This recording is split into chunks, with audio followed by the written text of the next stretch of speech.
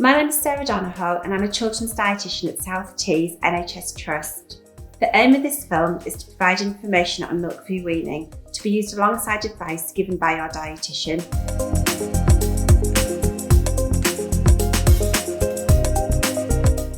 There are 3 clear signs which, when they repeat together from around 6 months of age, show that a baby is ready for their first solid foods alongside breast milk or prescribed infant formula.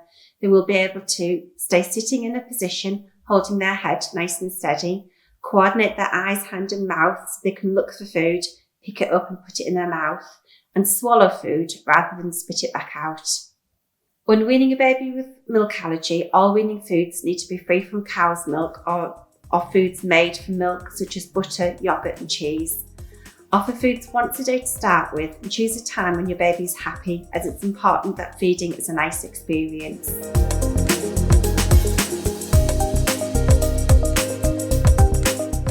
The first weaning foods given to babies with cow's milk protein allergy are the same as any normal weaning foods, as they are naturally milk-free.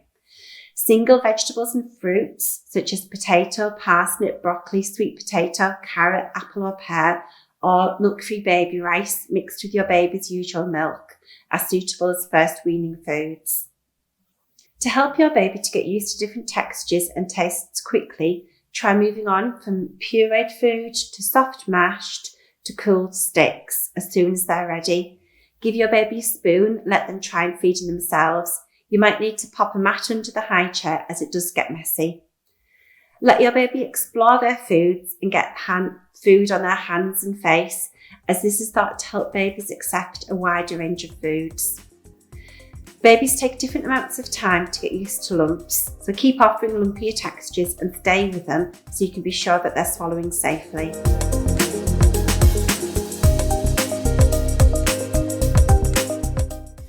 Babies will be ready for iron-containing foods such as meat, chicken, fish without bones, lentils. These can be mixed with the vegetables that baby has already tolerated. Introduce cereals such as milk-free baby porridge, Weetabix or supermarket own-brand wheat biscuits, rice and baby pasta. Avoid baby breakfasts with creamy in the name, as they are likely to contain milk. Please check food labels to ensure that any cereals given are milk-free. Between 8 to 9 months, gradually move towards eating 3 meals a day: breakfast, lunch and tea.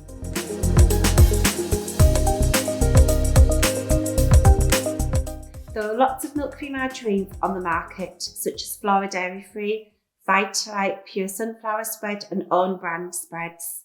These can be used in place of butter. For home baking, use full-fat block margarines such as Trex or Stork baking block, but be careful because the softer baking spreads and tubs often contain milk.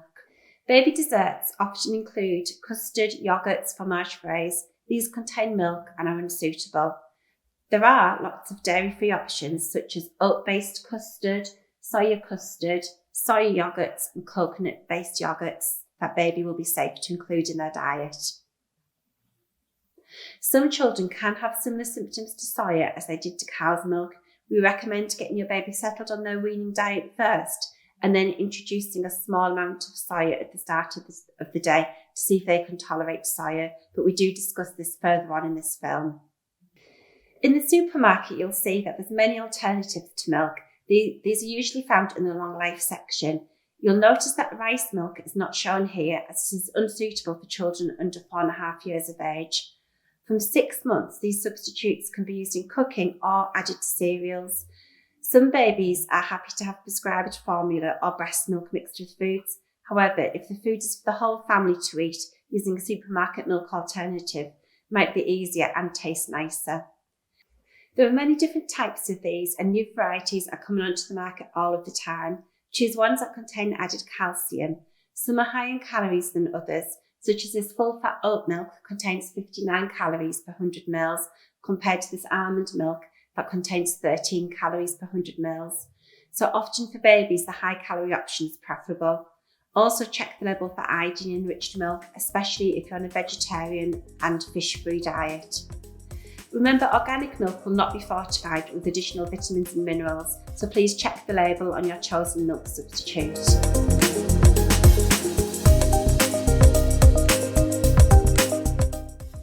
Lactose is a sugar found in milk. Lactose-free means that the milk sugar lactose has been removed, but the food still contains cow's milk protein, and this is what your baby has reacted to. So milk such as this that advertises being lactose-free, when you look at the food label, you can see that it clearly says contains milk, whole milk, so it contains milk protein. So this is not suitable for children with a cow's milk protein allergy.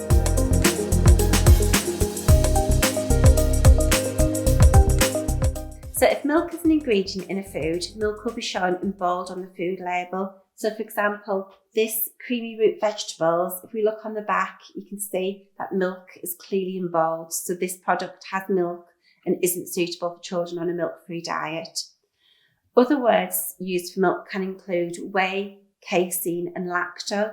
So if any variations of these words appear on a food label, avoid that food. Sometimes the label may not say milk, but it will list a food made from milk, such as yogurt, cheese, fromage frais, butter, ghee, ice cream. So if milk is on the food label or any foods made from milk or has a may contain label, this means that your baby cannot have that food.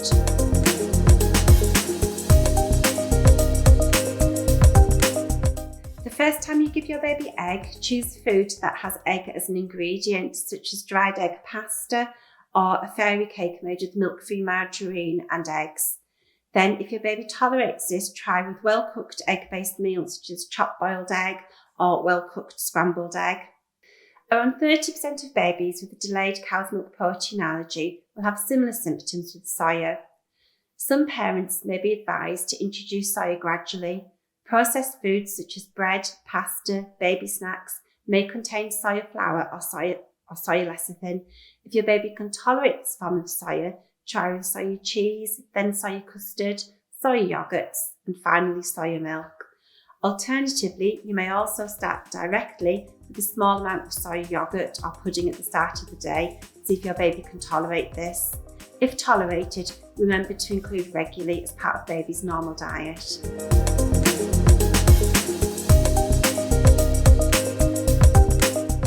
This is one of the questions we get asked the most. This plan is a rough guide, but every baby is different and progresses at different speeds of weaning. The most important thing is to follow your baby and feed in response to their cues. So first foods are single fruits and vegetables and milk-free baby rice. Start adding meat, chicken, fish, lentils to vegetables. Milk-free cereals, milk-free porridges, milk-free wheat biscuits. Introduce rice and small chopped pasta. Introduce eggs and peanut butter as part of weaning from around 6 months of age. If your baby has eczema or existing food allergy, your baby may benefit from earlier introduction of cooked eggs and peanut butter alongside other solids. Introduce this when your baby is ready to start solids. Discuss this with your healthcare professional for further advice.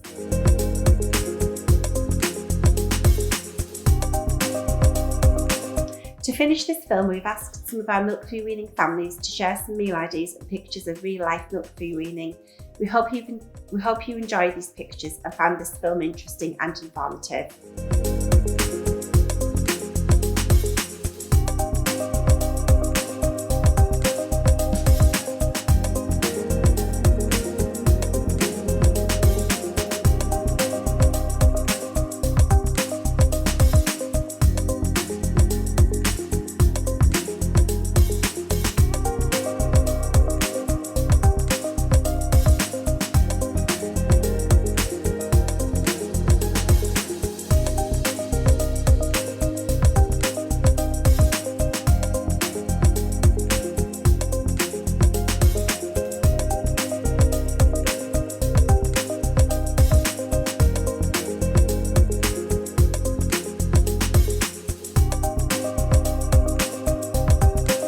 Thank you for listening, and I hope you found this useful.